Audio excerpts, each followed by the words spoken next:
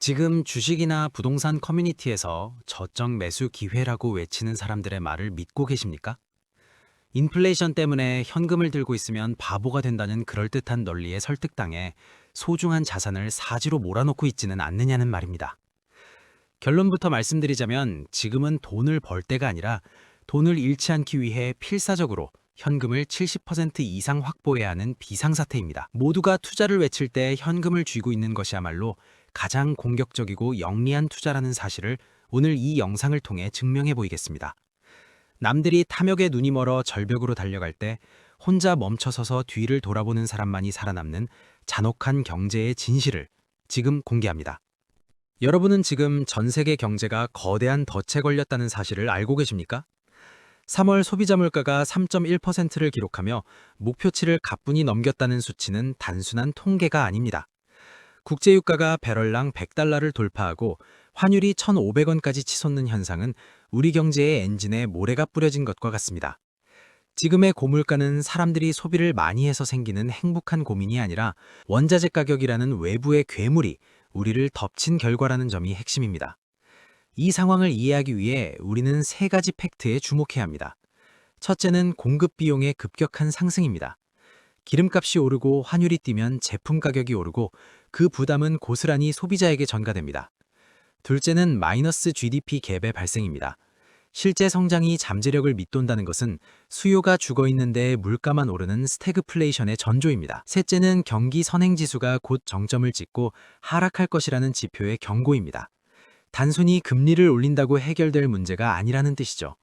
물가 폭등 뒤에는 금리라는 칼날보다 더 무서운 경기 침체라는 거대한 절벽이 숨어 있습니다. 지금 당장 눈앞에 보이는 물가 3.1%라는 숫자에 속지 마십시오. 진짜 위협은 물가가 아니라 싸늘하게 식어가는 경기의 온도입니다. 현재 우리 경제는 몸은 이미 독감에 걸려 오한이 들고 체력이 바닥났는데 겉으로는 열만 펄펄 끓고 있는 환자와 같은 상태입니다. 우리가 이 국면을 직시해야 하는 이유는 세 가지입니다. 첫째로 물가는 후행지표라는 점입니다. 지금의 고물가는 과거의 비용 상승이 뒤늦게 반영된 결과일 뿐 현재의 경기 선행지수는 이미 꺾일 준비를 마쳤습니다. 둘째는 가계와 기업의 한계점 도달입니다. 1,500원 환율과 고금리를 견디다 못한 실물 경제가 무너지는 순간 소비는 얼어붙고 물가는 강제로 주저앉게 될 것입니다. 셋째는 금리 정책의 시차 효과입니다. 한국은행이 금리 인하 횟수를 줄이며 버티고 있지만 결국 4분기 무렵에는 경기 방어를 위해 무릎을 꿇을 수밖에 없습니다. 엔진이 멈춰가는 자동차에서 히터 열기가 남아있다고 안심하는 것만큼 위험한 일은 없습니다. 경기가 꺾이는 속도가 물가가 내려가는 속도보다 빨라질 때 시장에는 어떤 거대한 폭풍이 불어닥칠까요? 주변에서 주식으로 돈 벌었다는 소리가 들린다고 해서 지금이 축제 기간이라고 착각하시면 곤란합니다. 냉정하게 숫자를 뜯어보면 현재 코스피는 명목 GDP 성장률이나 시중에 풀린 통화량에 비해 명백한 과평가 구간에 머물러 있습니다. 역사적으로 선행지수가 하락하는 구간에서 개인 투자자들이 수익을 냈던 기록은 거의 존재하지 않습니다. 우리가 지금 주식 비중을 줄여야만 하는 근거는 명확합니다. 첫째는 기업 이익의 질적 저하입니다. 고환율로 원자재 값은 올랐는데 내수 소비가 얼어붙어 제품 가격을 더 올리지 못하는 상황은 기업 마진의 붕괴를 의미합니다. 둘째는 유동성의 함정입니다. 금리 인하 기대감이 선반영되어 주가를 밀어 올렸지만 실제 금리 인하가 경기 침체 때문에 시작되는 것이라면 그것은 호재가 아니라 조종의 종소리가 될 것입니다. 셋째는 환율 1,500원이 가져올 외국인 자금의 썰물 현상입니다. 환차선을 우려한 외국인들이 매도 버튼을 누르는 순간 우리 시장의 지지선은 맥없이 무너질 수밖에 없습니다. 지금은 깃발을 꽂을 때가 아니라 내 성벽을 보수해야 할 시기입니다. 시장이 공포에 질려 갈팡질팡할 때 고수들은 조용히 움직이며 안전한 일자리를 찾아 자산을 옮깁니다. 많은 이들이 주가 하락에만 몰두할 때 우리가 주목해야 할 곳은 바로 채권 시장입니다. 금리와 채권 가격은 시소와 같아서 경기 침체로 인해 금리가 하락 압력을 받기 시작하면 채권 가격은 반대로 치솟게 됩니다. 지금처럼 금리가 고점에 머물러 있고 경기 둔화의 신호가 선명할 때가 바로 수십 년 만에 찾아오는 채권 투자의 골든타임입니다. 왜 지금 채권이 당신의 계좌를 구원할 열쇠인지 설명하겠습니다. 첫째는 확실한 이자 수익과 시세 차익의 복합 구조입니다.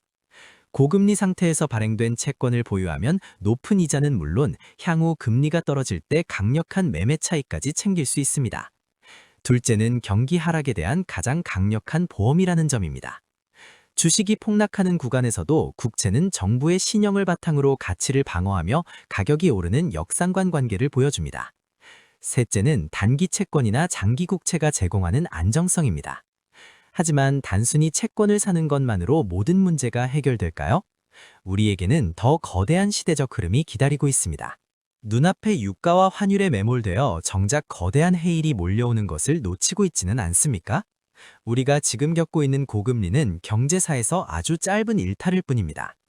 시선을 조금만 멀리 던져보면 우리 앞에는 인구구조 붕괴와 저성장 기조라는 피할 수 없는 거대한 늪이 기다리고 있습니다. 2040년대에 들어서면 대한민국의 잠재 성장률이 0%대에 진입할 것이라는 경고는 확정된 미래에 가깝습니다. 이 잔혹한 미래 지도를 증명하는 근거는 명확합니다. 첫째는 인구 절벽이 가져올 생산성 파괴입니다. 일할 사람이 사라진 경제에서 금리가 높게 유지될 가능성은 제로에 가깝습니다. 둘째는 만성적인 저성장 기조의 고착화입니다. 성장이 멈춘 나라에서 고금리는 국가 경제를 말려죽이는 독약과 같습니다. 결국 한국은행은 금리를 0%대까지 낮추는 선택을 할 수밖에 없습니다. 셋째는 글로벌 공급망 재편에 따른 한계 기업의 속출입니다. 지금의 고금리 구간은 여러분의 자산 구성을 재편할 마지막 탈출구입니다. 장기적으로 금리가 0%를 향해 수렴한다면 지금 확보해둔 고금리 자산의 가치는 기하급수적으로 높아질 것입니다. 지금처럼 안개가 자욱한 시장에서 가장 위험한 행동은 무엇이라도 해야 한다는 강박에 사로잡혀 무리하게 베팅하는 것입니다. 많은 이들이 인플레이션 때문에 현금 가치가 녹아내린다고 걱정하지만 그것은 호랑이 피하려다 사자막사에 들어가는 꼴입니다. 진정한 고수는 하락장의 끝자락에서 피 묻은 자산을 헐값에 줍기 위해 반드시 일정 수준의 현금을 장전하고 기다립니다. 우리가 지금 당장 현금 비중을 70%까지 확보해야 하는 이유는 다음과 같습니다. 첫째는 기회비용의 보존입니다. 자산 가격이 본질가치 밑으로 수직 낙하할 때 현금이 없는 투자자는 그저 구경꾼에 불과하지만 준비된 자에게는 역전의 기회가 됩니다. 둘째는 심리적 우위의 선점입니다. 빚을 내서 투자한 사람들이 투매할 때 여유 자금을 가진 사람은 냉정하게 최적의 타이밍을 골라낼 수 있습니다. 셋째는 고금리 파킹 통장의 활용입니다. 금리가 완전히 꺾이기 전까지는 위험 자산에 노출되는 것보다 확정금리를 주는 것에 돈을 쉬게 하는 것이 훨씬 높은 수익률을 보장합니다. 지금은 공격수가 아니라 골키퍼가 되어야 할 시간입니다.